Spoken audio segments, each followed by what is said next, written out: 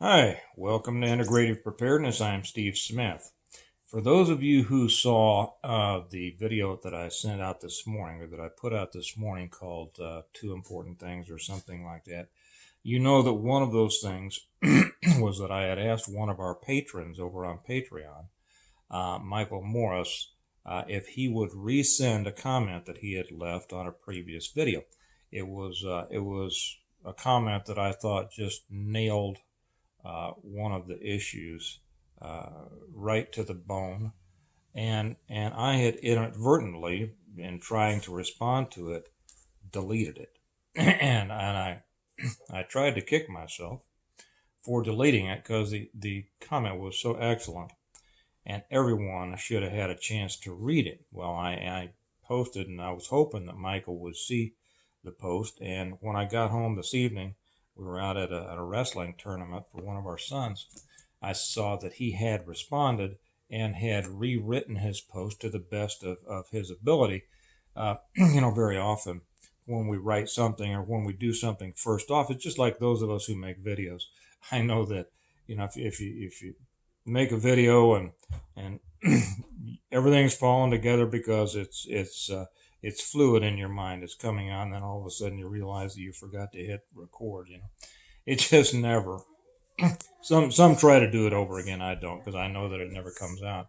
Well, Michael did, and he sent this, and I want to read this because as I responded to him, I think it hits to the heart of the matter, and it strikes to the heart of many of us out here who are either going through this particular situation or know those who are.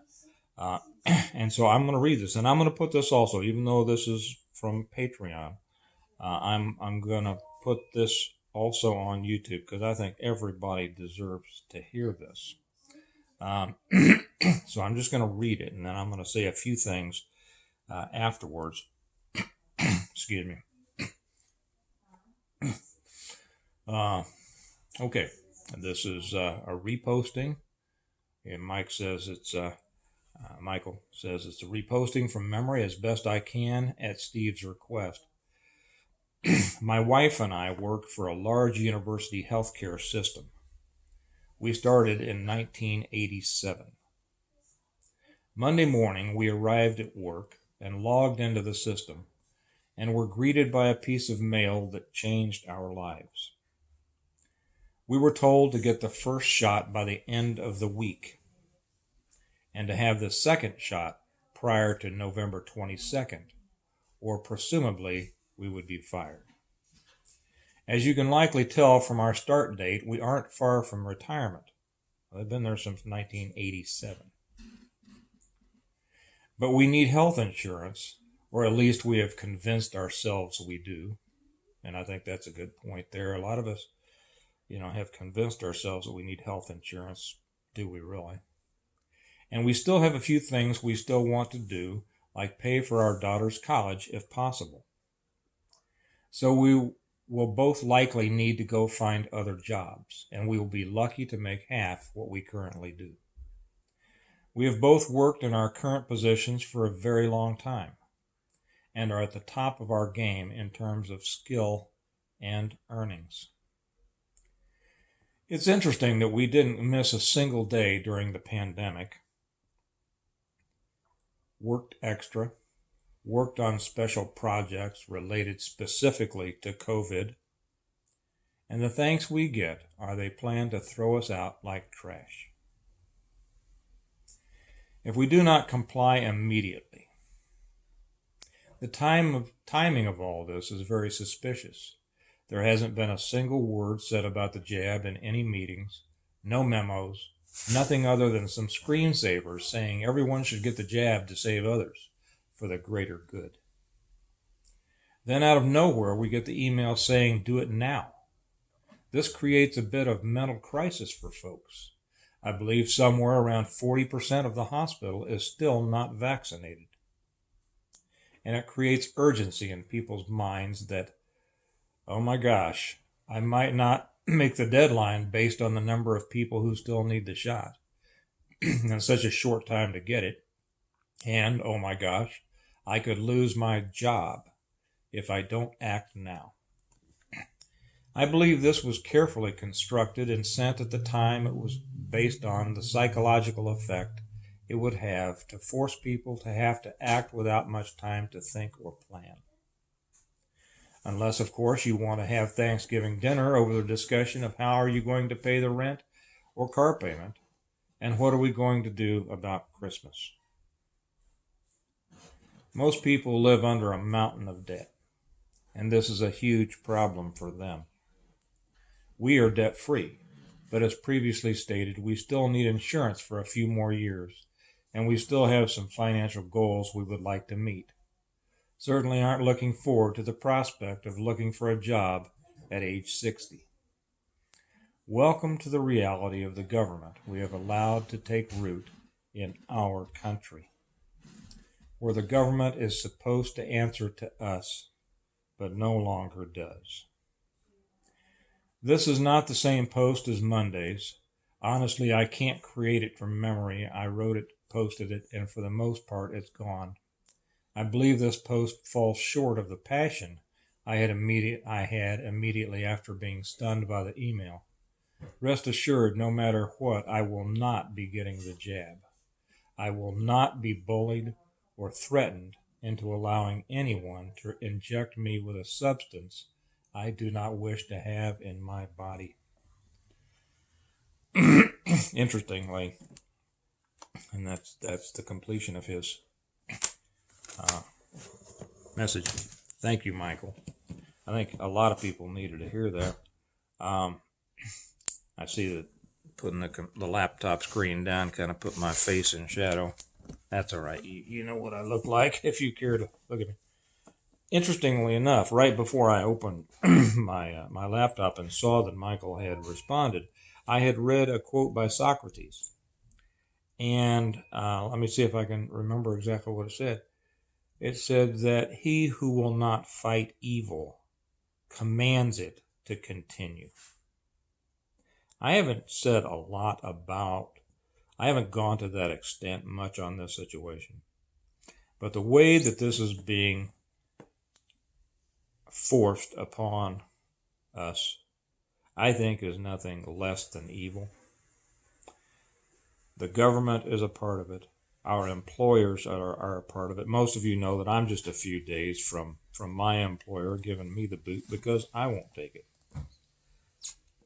You think about the people who have found themselves in this position, losing their jobs after being there since, in Michael's case, 1987. He and his wife both, just like my wife and I both, losing ours.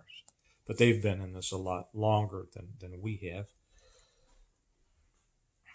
They were there like we were and like many people were through all of this jazz for the last 18 months, almost 2 years now. Every day, millions of people went to work in hospitals, in care centers, first responders, EMS, police, fire. Millions of people went to work, putting themselves and their families at risk, but continuing to do their jobs. And they did that every day for almost 2 years. And now what I can characterize as nothing less than an evil directive. Evil because it's designed to destroy lives. It's designed to destroy families. It's designed to destroy our country. Now, there are many of us out there, Michael and his wife, my wife and I, many friends, many of you, just as you've expressed on here, will not take this. We will do whatever it takes. And like Michael said, millions of people thrown out like trash. I want to encourage everyone to continue to stand up. Stand strong. Get louder. Don't go into the into the mists quiet. Make your feelings known. Make them known to your employer.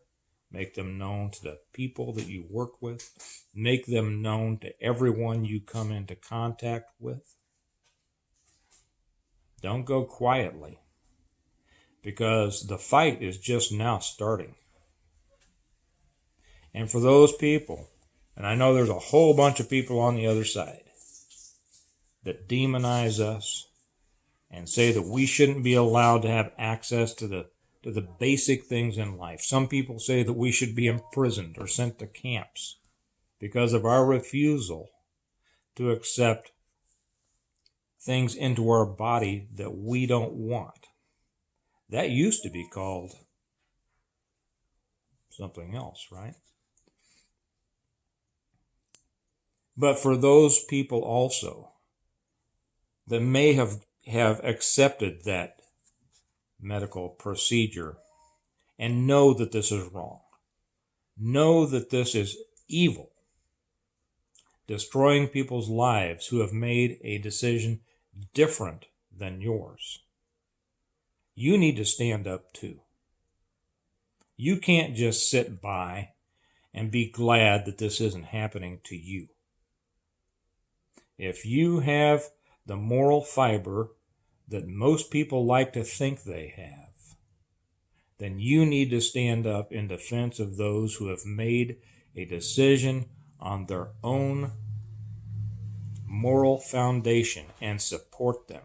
And support them and their position to their employers, to your employers, to the people around you. If you sit idly by and allow millions of lives to be destroyed, then just like Socrates said, he who will not fight against evil commands it to continue. If you don't stand up, you are commanding evil to continue. The choice is yours, and you will have to live with this choice for the rest of your life. And you may not think that it will come back on you, and it may not come back too much on you immediately. It may not come back on you when you get to go into a restaurant that your friend, neighbor, or family member now can't because they haven't accepted this. It may not affect you right now when you still go to that job and are able to pay your bills, and your friend or your neighbor or your family member is not, and is losing their livelihood and losing their home. It may not affect you, but I promise you, it will affect you for the rest of your life. There are things, certain times in our life, like Ronald Reagan called times of choosing. This is a time of choosing, and it's a time of everyone's choosing. You either stand up, you stand aside, and you will reap what you have sown. So, for everyone like Michael out there and all of you who have stood strong and won't allow this tyranny to dictate to you, God be with you and God strengthen you. And I have a feeling that God will richly bless each one of you who have stood up for what you know to be is right. I'll leave it at that. For your thoughts, your considerations, again, Michael, thank you very much for sending this back so that I could get this out there to so many more that haven't yet seen your letter. You all have a good one. Pray about this. Stand strong. And I'll talk to you later. Bye-bye.